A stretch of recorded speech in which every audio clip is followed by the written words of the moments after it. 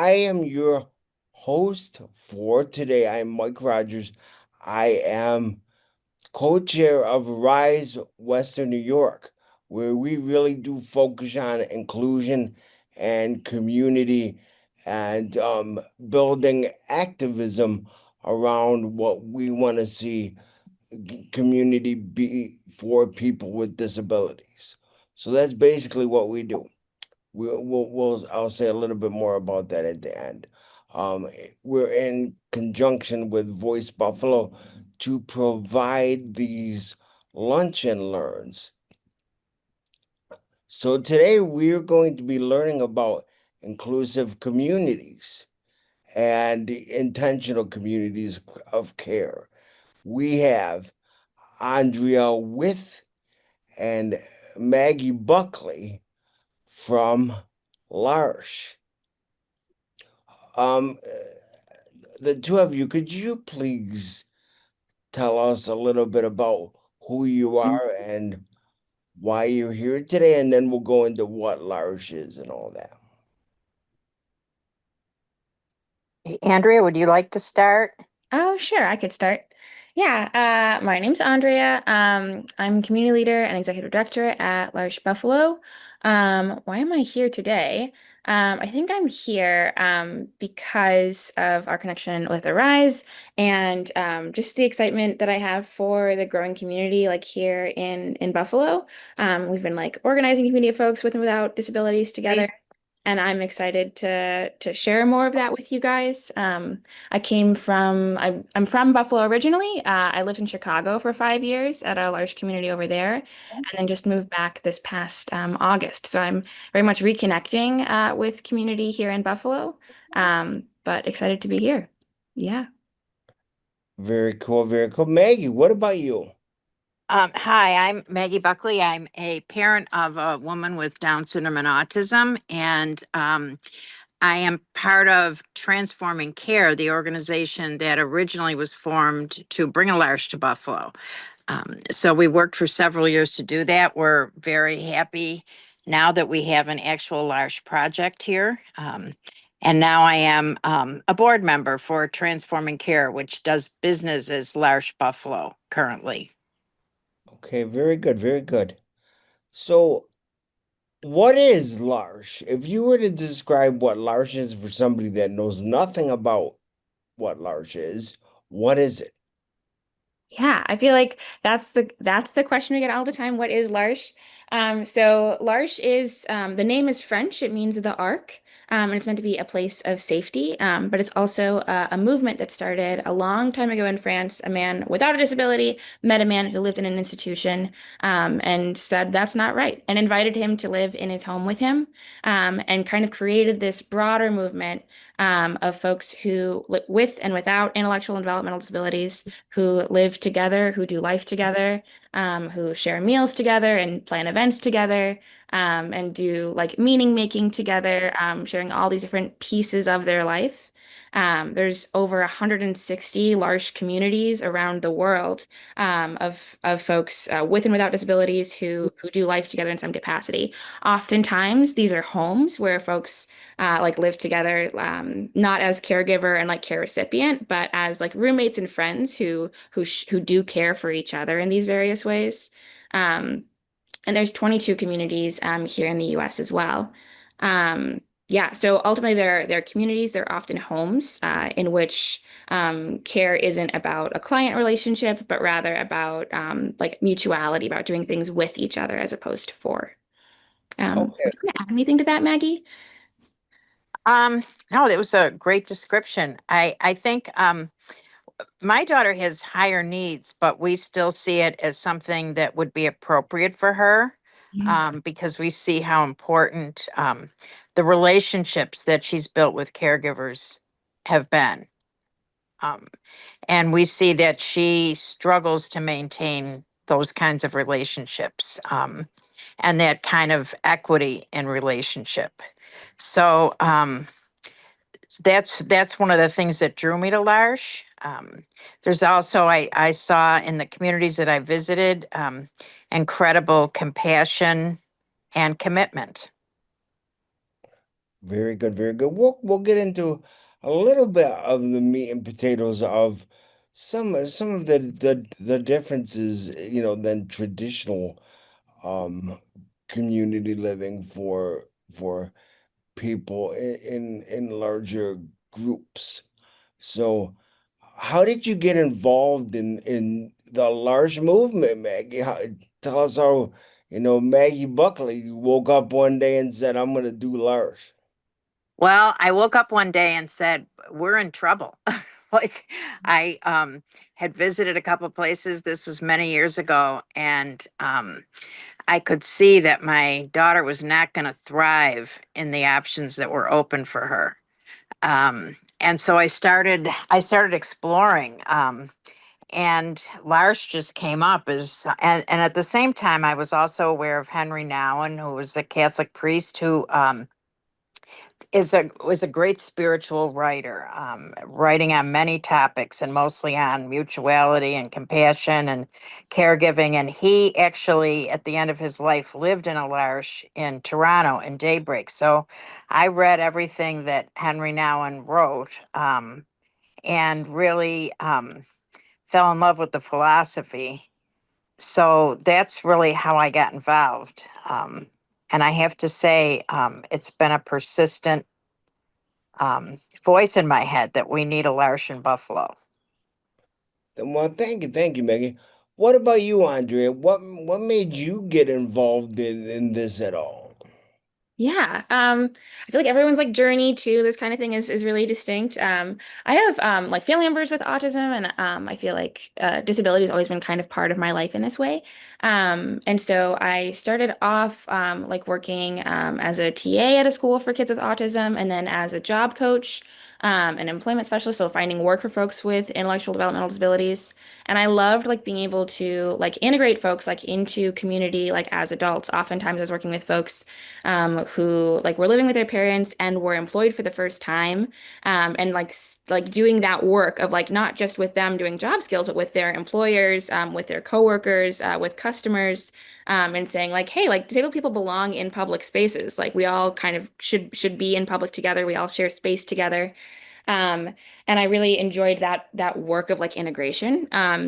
But it made me sad that like oftentimes I was with folks for the hardest part of that transition, and then when things were going well, I was like, well, peace. Like, um, and so I was looking for a place where I could really like dive into relationship, as well as kind of see folks through seasons of life. Like I love making friends. I love kind of that long haul friendship.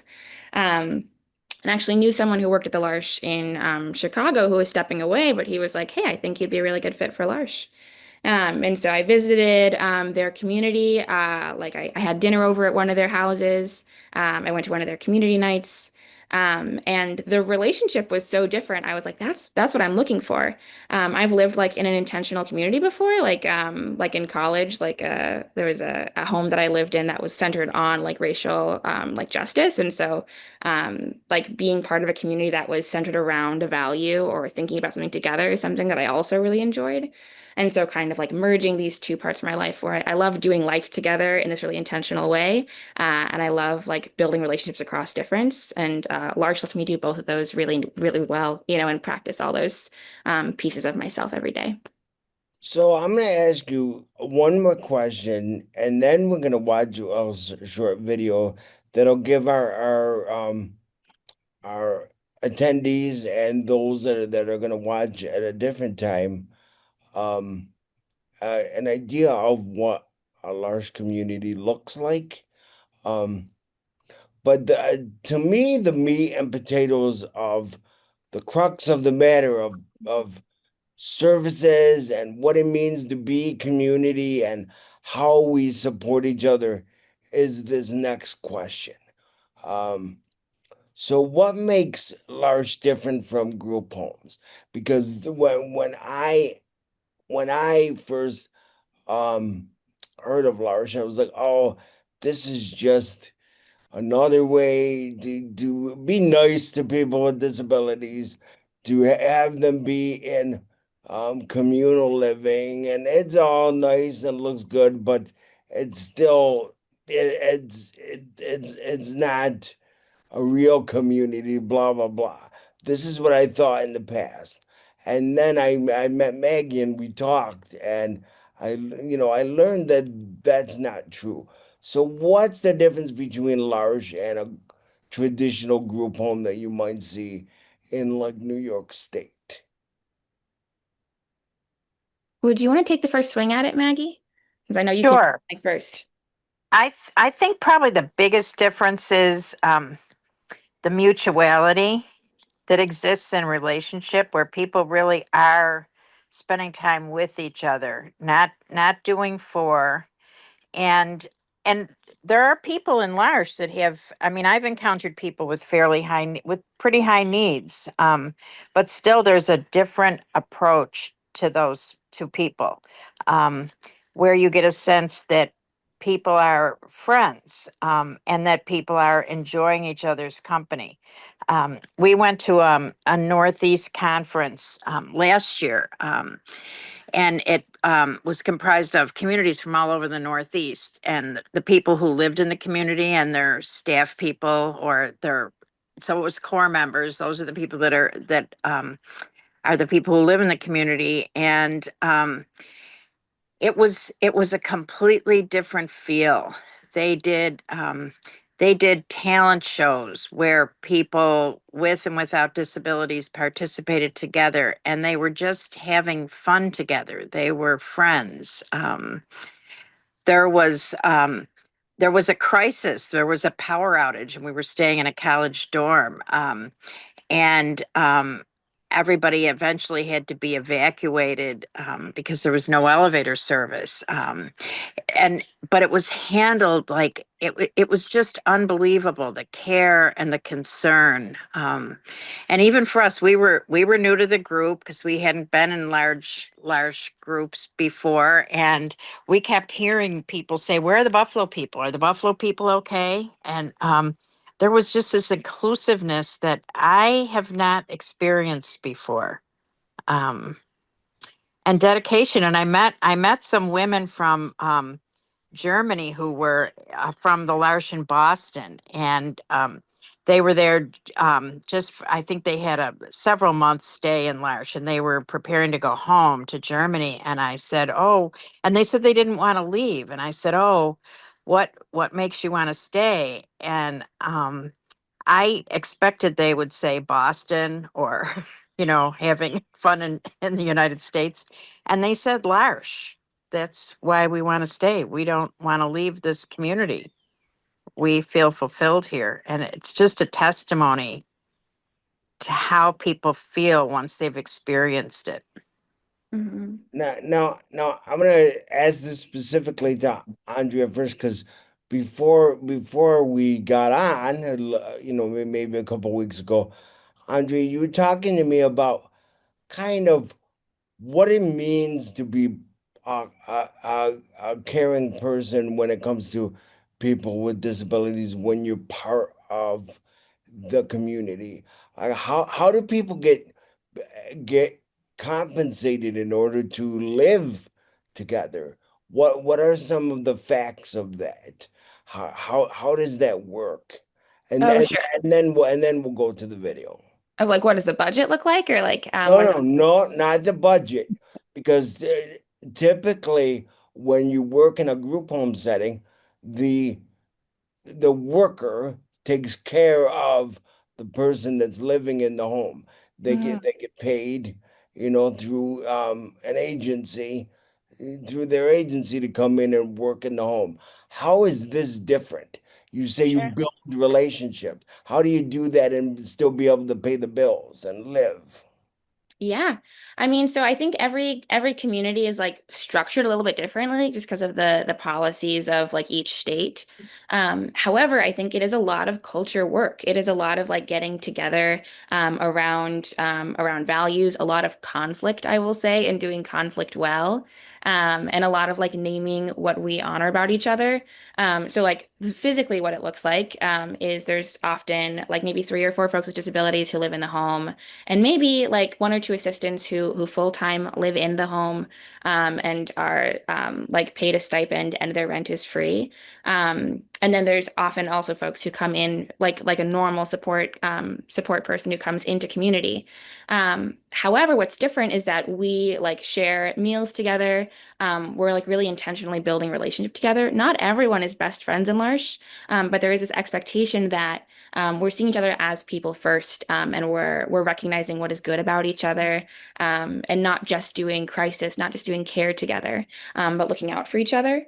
A lot of times folks come to L'Arche either to live in or to work at L'Arche as an assistant, like during a transitional period of time. There's folks who are retiring or folks who've just graduated college, and you see like college students who are living to learn on their own for the first time. And the folks like the core members who live in the home like know what they like to eat, and they know like what kind of food and they know how to do their own care, and they know the city better.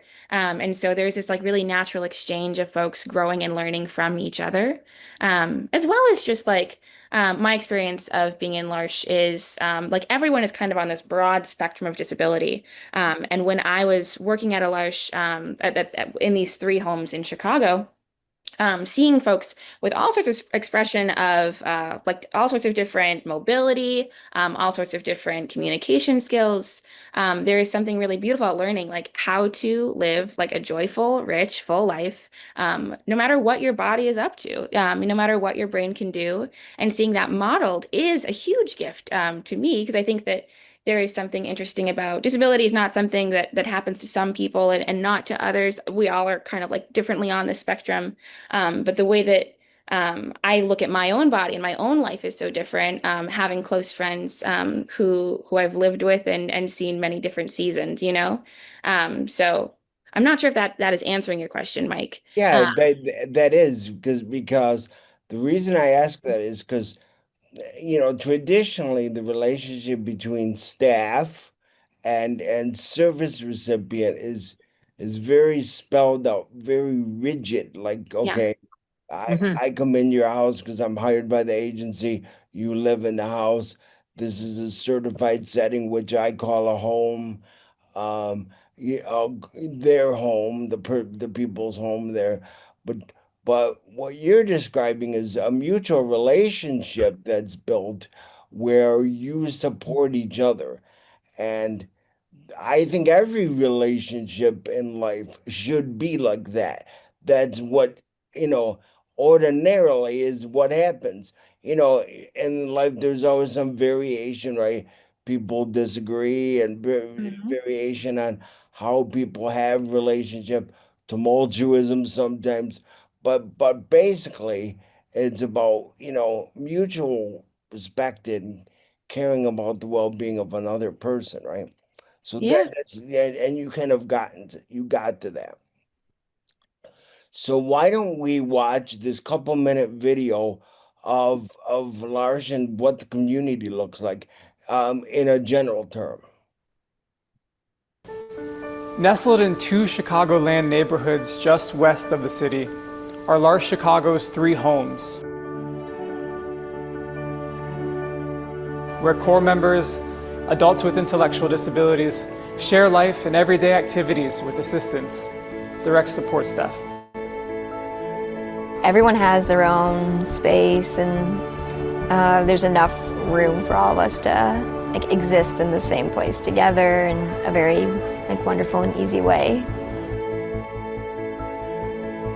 And we would go out to TGI Fridays and Saturday nights at Friendship House after dinner. And sometimes Culver's. Culver's or Avenue Ale House.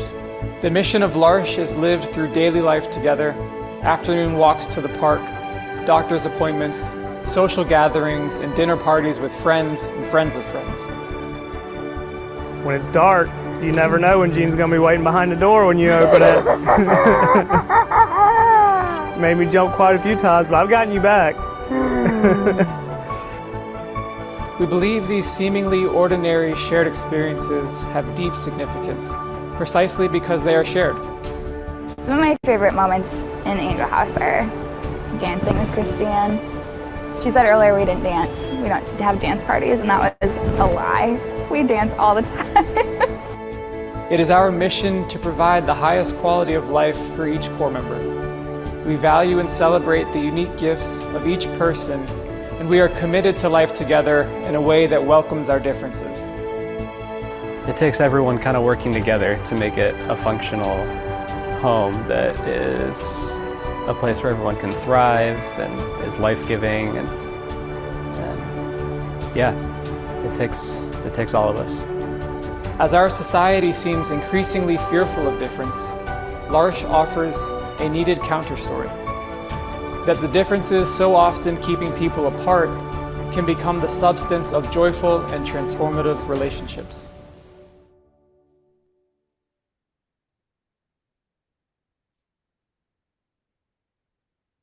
Oh, you're muted, Mike. I know I'm switching between squares here. Well, that was great, and I thought that was some of the best example in a short video of what you're talking about. So when we talk about community, because traditionally when people talk about going into the community, it's almost like the people with disabilities are going into the world.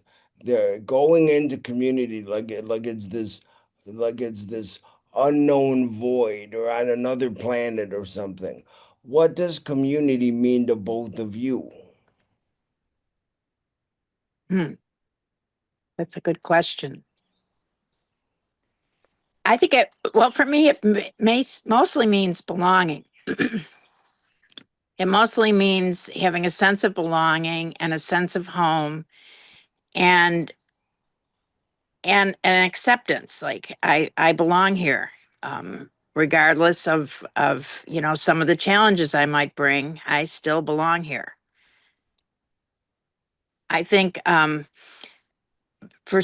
know with my daughter and with other people with disabilities, I have grown with a sense of, people having to be ready to be in the community or be ready to be included. That you have to be able to act like everyone else. And that's very unfair. It's not equitable. Um, so I think that the idea that you can feel like you belong somewhere, truly belong, is just so crucial and important for all of us. Well, I know I'm supposed to be the moderator, but I have to comment on that, Maggie, because I think people thinking you have to be ready to be something or somewhere is such a fallacy because, I've lived in the community, as they call it, or in society, as I call it, for my life. I lived with my parents and I lived on my own in my own apartment with supports. And most of the people that I've met in my 40 plus years of life that are supposedly able-bodied and quote unquote normal, if I were to judge their readiness to be in the community, it's just like everybody else's readiness to be in the community. Half of us don't know what we're doing in life. That's part Right. of life. It's Yeah. about Right. going through Yeah. life. Right. So having Right. a standard of you have to be like me. First of all, do I want to even be like you? You know, Right. do I hold you as the standard of living? So I think the way we look at that is very subjective, and to put that on somebody is, I think unreal. So I think that we always have to look at that as something very subjective and our life experiences. Okay, I'm gonna go on. I had to say that. Uh, No, totally. Thank you. Thank you. Yeah. so um so Andre, you being part of a large community, I'm adding questions here. I No, know. you're fine. How has it that like really heightened your idea of what community means, what it is to be a community? Yeah, I mean, I think for me, like, I think, yeah, heightened by large, like community means, like the people who show up for each other, you know? I think that everyone's going to have seasons where they need more and seasons where they give more. And that's like the people that you are committed to in all of those seasons, people that you can show up with your full self, with all of your problems and all of your gifts, the people who see you, that's your community. And I think that there are many times in which we are looking for like a perfect community or a beloved community where there are no challenges, and that community does not exist. I'll tell you that right now. But there are communities in which like the challenges that come with it, the seasons of conflict or the seasons of crisis, make you stronger, make you better, make you more loving, make you more patient. And I have found that L'Arche has so often done that. Like in L'Arche, I think I've seen like modeled the kind of person that I want to be, like both in core members as well as in assistance. And I've had to show up as the kind of person I want to be in times of crisis, in times of conflict. And I think there's this way in which a good community like will challenge you and will frustrate you at times. But in showing up for folks, even in challenging times, and when they show up for you in challenging times, you see like there is this exchange that that is it is more than the sum of its parts, right? Like together we can do so much more than we ever could have as a bunch of individuals. And so it is like that belief together that like it's better together even when it's hard. That to me says like, okay, this is a community I want to be part of. This is something that I want to commit myself to and ride out all the tough seasons in. Like that's what I'm often looking for. Yeah, you know, and that's what I see when I look at this kind of idea. I look at this kind of idea. Now Maggie, you being more averse in the New York system of care for people with disabilities, how does L'Arche handle worries about abuse? And since you are building relationships with people that is a different way of thinking, how does L'Arche handle the idea that, well, what if somebody, takes advantage of another person?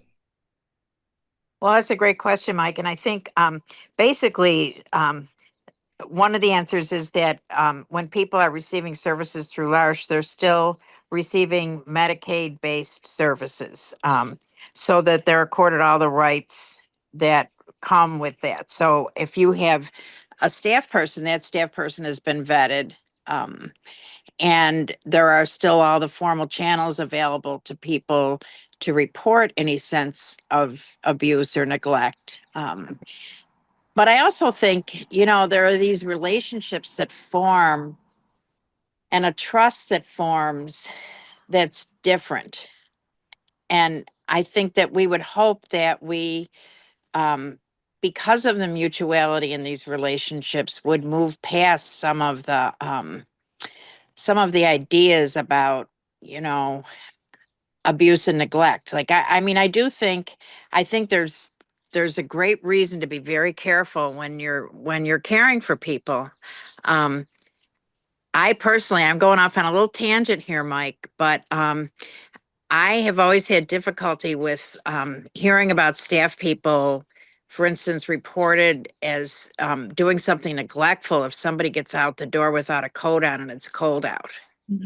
Because I just think that that's quite a condemnation of somebody who's really trying hard to provide care. And I would hope we could move away from some of that and just have it be based on an authentic relationship where people are trying to do their best for one another. And that's not to say we don't need safeguards. We absolutely do, and they are there. Yeah. If I could hop in a second. Sure, go on.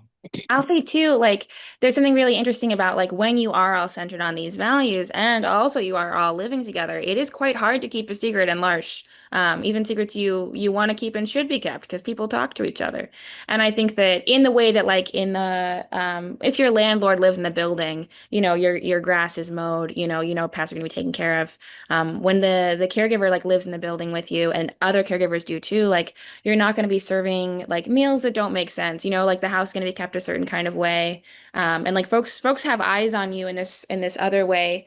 Yeah, and there's always going to be like little cases that we're constantly litigating together. But I think that when you are friends as well as coworkers and caregivers and care recipients, there's a lot of chatter, a lot of small level conflict, which I think is really healthy and kind of keeps us the standard of care pretty high. Because you would never treat a core member the way that you wouldn't treat a coworker. Does that make sense? Yeah, Mhm. yeah. Yeah. Because I remember, I didn't wear a jacket in the winter till I was in my mid 30s, I would say, or in my 30s. And sometimes my staff would be like, "You think that's smart?" And I'm like, "I don't like jackets. They get in my way. I don't feel bad. So I'm just gonna go out." And now that didn't mean that I wasn't smart, and if I was out for a long time, I wasn't gonna get frostbite or something like that. Then I would wear a jacket or whatever. But that was my choice, as a thinking, knowing human being. That was my choice. And now I'm older and I wear jackets all the time, right? Well, So, Mike, you were just being a true Buffalonian. Yeah. yeah, How no, Buffalo that's people true. roll, right? That's true. For those of you that are outside of Buffalo, once you visit Buffalo in the winter, and I'm not reaffirming the stereotype, you will know what Maggie means when she says I'm a Buffalonian. That Yeah. is true. Yeah. That is true.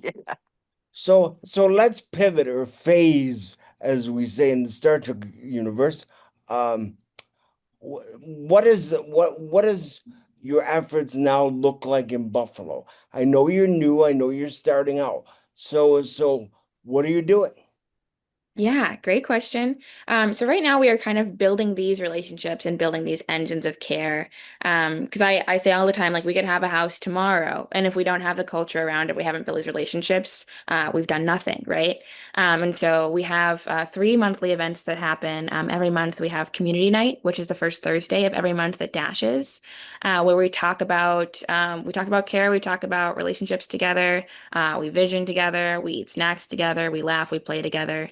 And so if you want like updates as well as like some of that like large philosophy, I think that coming to Dashes on Hurdle, the second floor on first Thursdays at is it 6? I think it's 6 p.m. There will always be folks there chatting, talking, laughing, snacking together. Um, we also have creativity and care, and that's I'm trying to think what week it is. The next one is on July 17th. Oh, cat sharing it. Beautiful. So we're at the Birchfield Penny, and we'll have a docent-led tour. Basically, the docent will say, like, what do you want to see? And we will look at some of Birchfield's work as well as wherever the tour takes us. It's a totally accessible tour. And so we'll be asking questions and engaging like whoever shows up. And then we'll make an art piece together. So you'll each make your own thing, but there's a space to make based on what you've seen and what you're inspired by in the work. And it's another time to just to build relationship, to build community of folks across ability, and get to know us. All of these events are totally free right now. And so that's creativity and care. And then the third event is we have a monthly song circle. The next one is next Monday at the Rose Garden in Delaware Park. And that's going to be at 7 p.m. And basically, I'll lead us in simple songs that are made to be sung together.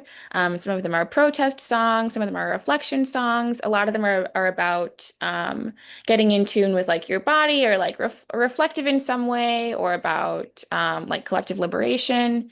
And you don't have to be a good singer. You don't have to consider that a gift of yours to join us. They're meant to be sung, not necessarily meant to be heard. Um, and so we'll sing together. It's a lovely time.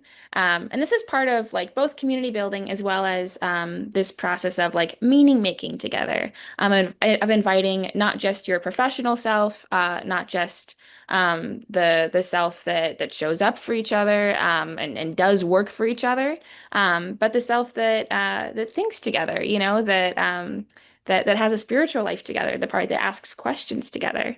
And so you can join us for song circles each month as well. So it's 1, 2, 3 events.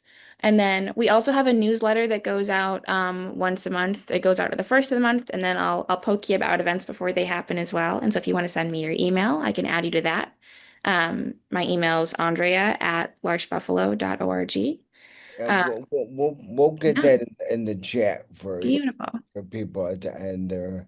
I'm thinking quite, Mike, can I add one more thing? you certainly can. This- That's why we this- got you on. This Yeah. is hot off the presses. No, I just read an email before I came on.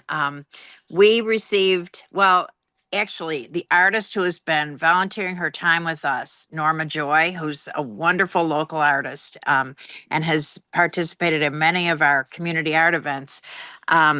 We wrote a grant through the Communities of Care at UB, through the Center for Disability Studies. And just received the grant. We just were notified today. So stay tuned. We're going to be doing some artwork with people. And what we're hoping to do is establish a permanent installation that can move around, that includes artwork and also some narrative pieces about care and disability and care in the community.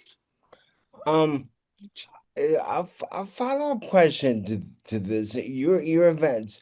Unfortunately, I haven't been able to go to one, but I'm gonna reach out to you guys and get the information so so I gotta keep looking at it and say, can I make this and see what I can do. Um, but your events now typically when we see about the idea of person that is getting services from somebody, there's kind of like a wall. You'll kind of see well it's an event for people with disabilities that caregivers or support people just kind of take them to. How are these events different in that that they're inclusive community events? What makes them different? Yeah, so what's different about these events is they are not like, how to say this gently?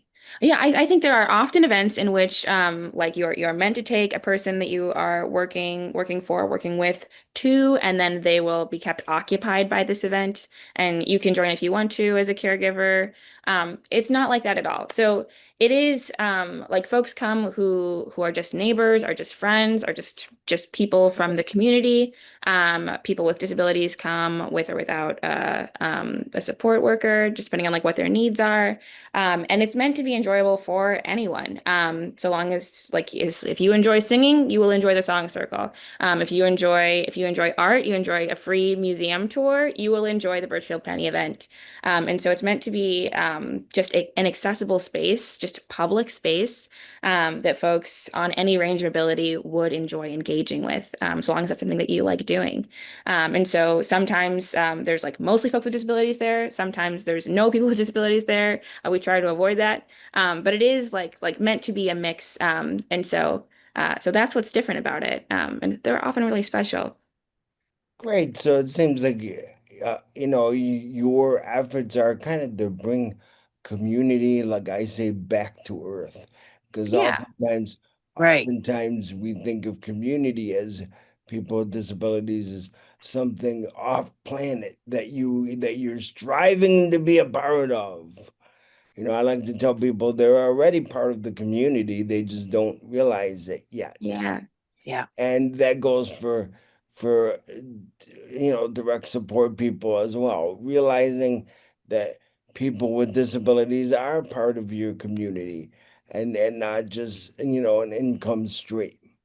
So Yeah, and often creating those opportunities for folks to meet people not based on work or not based on obligation, but you can meet someone and become a friend because you made an art piece across from each other, and that can be the foundation of your relationship as opposed to like immediately the most intimate needs of that person. And so like fostering those kind of natural relationships that you can build care work off of.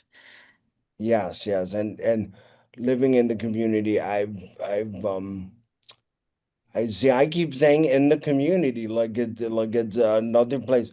living in society, I have learned that,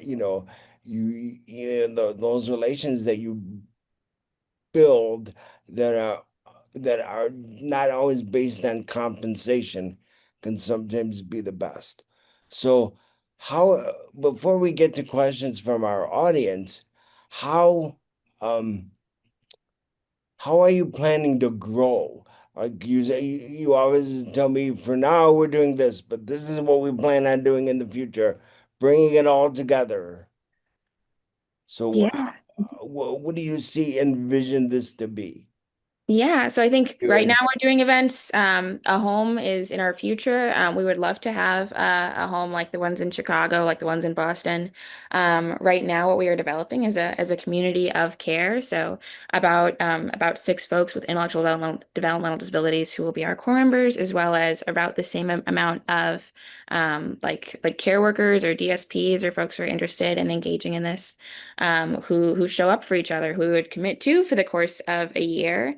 And then when support needs come up, when another support person calls off, or there's an emergency need, the 6 assistants are trained on the 6 core members, and so can show up and can coordinate care together. That also means that like if someone is working with one of the core members, and someone else calls off, we're like, okay, can we hang out together? And so being creative about how we do care together.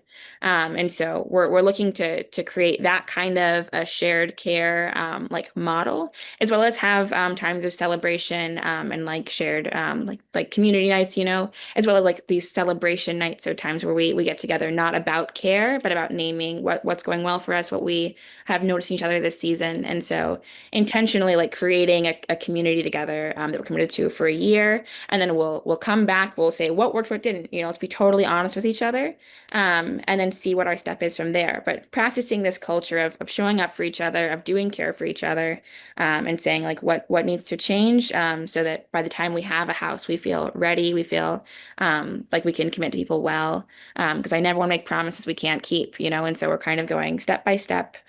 So by the time we have a home, it is a home that we're proud of, and can care for everyone there well. Now, Maggie, this next question is for you, and then I think we'll get to our our audience and see if there's any questions from them. Mhm.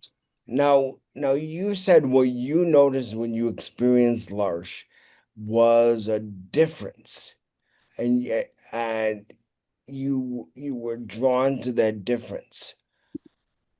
What what do you see in somebody with a disability that's experiencing a L'Arche versus traditional um care models, if you want to use those words? I think the biggest thing I see in L'Arche, Mike, is a real sense of engagement. Um, that there's an engagement between the live-in caregivers and the people, the core members, that doesn't always, it seems to me, exist in other care dynamic situations. So there is this sense of somebody is really present for the person who needs care. And the person who needs care is really present for the person who's giving care. Um, and that's what I see as being different. That engagement, that accompaniment, that, I'm here with you. I'm going to walk with you, and this is what I'm going to do. Sure. Um, Yeah. I did a lot of work like reading about care and care theory and ethics of care. And one of the people who wrote heavily about it said, basically when you give care, you're saying, I am here. I'm here. And I Yeah. don't think we always do that for each other. And when we do it, boy, it makes a huge difference. Yeah. A real quick story before we get to our well, the one person that said they don't have any questions at this time. So we have a bit of a moment then. So so one, I remember one instance where I went to a conference and I brought a staff with me, And in my life, it's a lot like Lars. I consider you a human being. I'll talk to you like a human being. You're not a robot. I'll interact with you. I'll ask questions about your life. You can ask questions about my life. If you don't act this way in my home, I feel like something's lost because I'm a very open and honest and loud and obnoxious person, and I want you to be the same way if you want to be as well, as everybody knows who knows me. So we were at the conference and I was joking with my support person. And in the traditional sense, there were a lot of traditional, you know, DSPs or direct support professionals. And somebody came up to me and they said, how do you guys act like that? How can you and him talk like you do? And I smile in my comedic way and I say, because he's human. I'm human. We talk like people. I, you know, Yeah. and they were shocked at this because we've been kind of groomed to believe that there's got to be that wall there, or abuse will be rampant, Mhm. and that professionalism will go away. I've had some of the best people when relationships are built that way, right? Right. Um, so I really love the idea of building intentional community first, then and thinking of the care kind of coming along with that, flowing along with that. I think that's very important. So, um, so when you think of what you're doing now, how does a person get involved in that? Great question. Yeah, I mean the best way to get involved is to show up, right? So we've got these 3 events. You can hop on a newsletter. If you dropped an email in this chat, or if you email me at andrea@larchebuffalo.org, I can add you to our monthly newsletter and you can see what's new. I feel like we're always doing something new. We'll find out about this new interactive art event that Maggie brought up. You can hear about Birchfield Penny and song circles and community night. And anything we're doing, you'll hear about over the email. You can follow us at Large Buffalo on Instagram.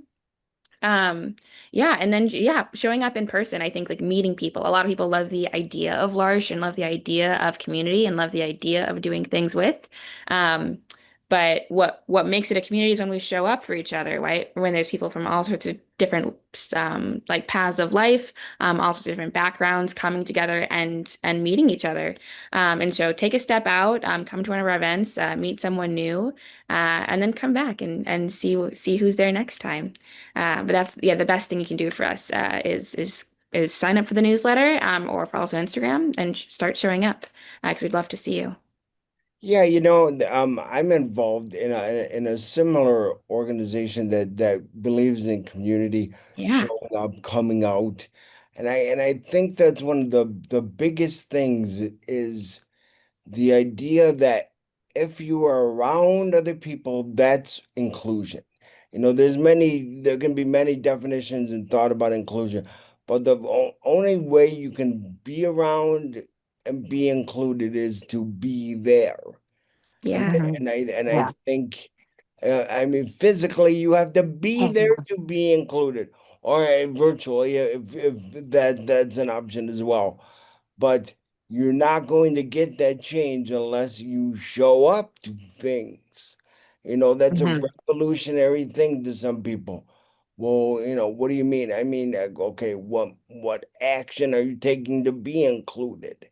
That, Mhm. and I Yeah. think that's what you're saying about this whole lunch and learn is, you know, being together, building relationships, and not just professional relationships where when you go to an event, you'll connect, work with somebody that'll help you with your event and stuff like that. Those are great, but you're talking personal relationships, Yeah. connecting on that level, Mhm. and that's revolutionary for in our system, especially in New York State, and it's revolutionary in many other parts of the country and the world. So Mhm. I think that's really, really cool. Yeah. There's like a saying I've heard like in some like revolutionary spaces where it's like, oh, everybody wants, to be at the protest, like nobody wants to do the dishes, and there's something really interesting about like showing up for each other. Like it means being there in person, means taking care of like an individual, it means making a meal. And so yeah, I think there's this muscle of community that is showing up and being vulnerable, and meeting someone you might not otherwise meet, that sometimes is harder than being a face in the crowd or dropping a comment online. And that's all helpful too. But making sure that you're fostering these relationships and building a community by showing up with your body, and meeting a stranger and making them a friend. Sure, sure. Um, and I just want to kind of conclude by saying, well, I want to thank both of you for coming on, but also want to say that um if you go to the Voice Buffalo YouTube channel, you can see all our past lunch and learns. These are awesome things, and I would encourage you to sign up for our live lunch and learns so that you can actually be here in the moment and experience the wonderness of what we do. But if you can't, go on the YouTube channel. If you could put that in the chat, um, and experience what we've done in the past. Okay. We've we've done some awesome things, and we even get some background comments that are pretty interesting sometimes too. So anyway, um, we really want to thank everybody for watching, however you watch, and hope you learn something. And we really want to encourage you to explore L'Arche and the philosophies and idea of that, as well as the living spaces in the future. So I want to thank both Andrea and Maggie for coming on today, taking time to do this with us. Well, thanks so much for having Well, us. Yeah. yes. Thank you, Mike. Not a problem. Pleasure. Not a problem. And please come to our next lunch and learn when we schedule that, and you get the um link and share it with friends, with disabilities, without disabilities. If your dog wants to come on and learn something, they can come on as well. Your cat, whoever needs to learn, we want you to learn. So thank you, everybody.